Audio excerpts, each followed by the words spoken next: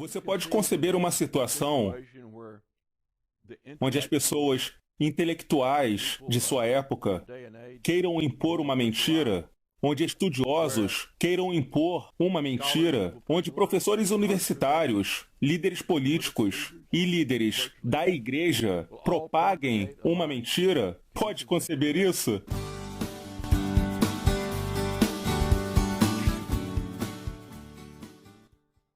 Bem, estamos bem aqui no meu estúdio de pintura e vamos falar sobre a transmissão do texto bíblico novamente. Esta é a parte 2. Aqui está uma pintura que fiz um tempo atrás. Isto é a rua North Second de Memphis, Tennessee. Estas casas não existem mais lá, mas parecia com isto quando dirigi por lá. Havia uma série de casas exatamente como estas quando passei por lá, rumo à cidade. Tinha estes grandes sicômoros na frente dela. Era um lugar tão agradável para dirigir que parei para tirar uma foto de lá um dia e depois pintei. Agora vamos ao assunto do vídeo. Ok, vamos ao meu bloco de desenho novamente. Tentarei ilustrar isso enquanto explano. Acho este um assunto fascinante. Hoje, estarei falando principalmente baseado neste livro chamado Nem Mais Antigo Nem o Melhor, de David H. Sorensen. B-A-M... de V... sei lá, ele tem um monte de diplomas.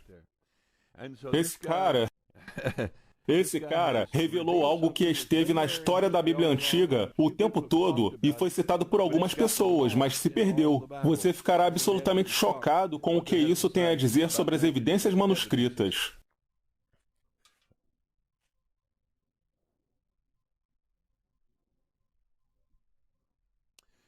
Certo, estamos falando aqui que o texto bíblico da King James 1611, a Bíblia King James,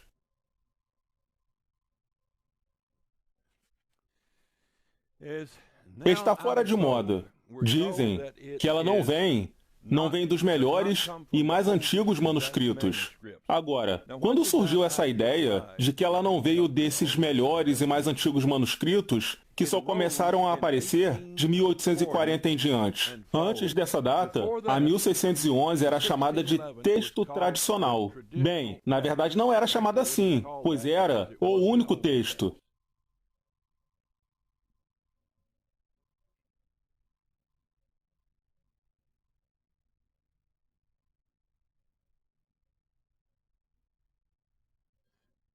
Portanto, era o texto tradicional.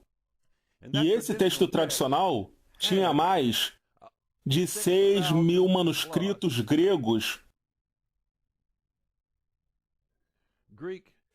que o sustentavam. Mas isso não é tudo. Esses mais de 6.000 manuscritos gregos incluíam manuscritos, vamos lidar com isso depois, manuscritos cujas origens datam. Eis um exemplo. Tem um que foi escrito ou gravado no ano 125 DC. Além disso, o gótico, o latim, o itálico, o etíope, o siríaco, da Síria, onde Paulo pregou. Todos aqueles manuscritos e bíblias foram traduzidos lá atrás.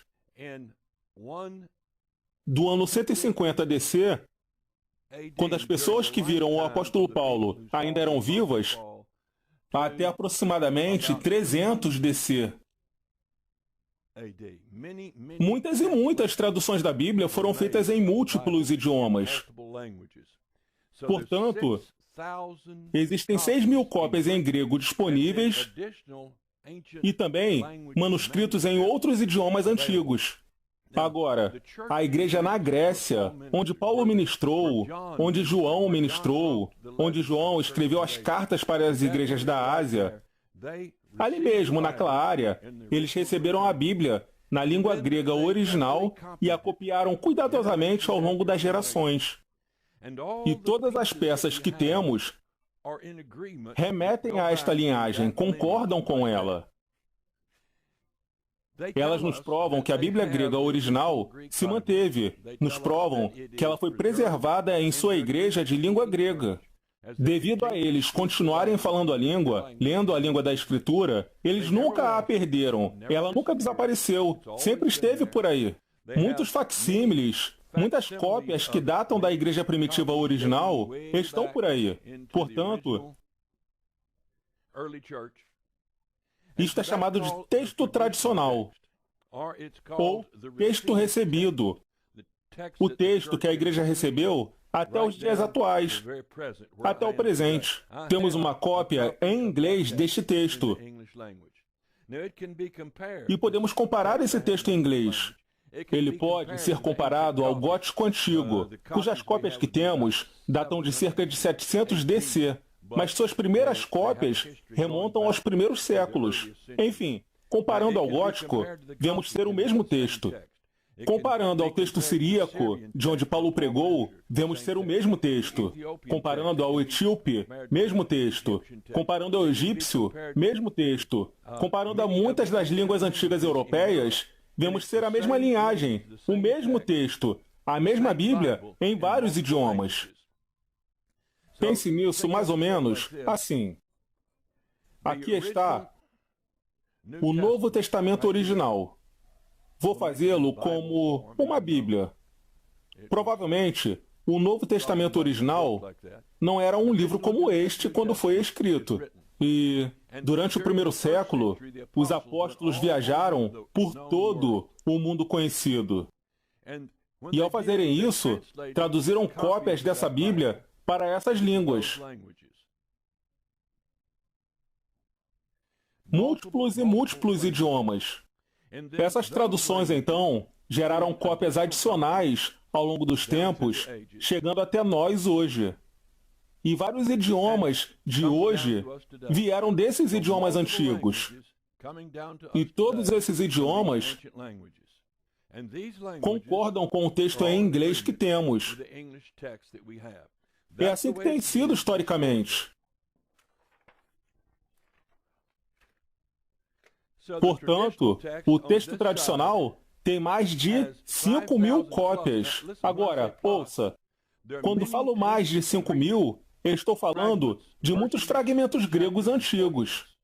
Versículos, capítulos e porções que estavam guardados em bibliotecas sem serem lidos até serem encontrados. E ao serem lidos, 99% deles concordam com aquela linhagem histórica do texto recebido que te mostrei aqui. 99% deles. Também alguns que eu chamo de texto espúrio.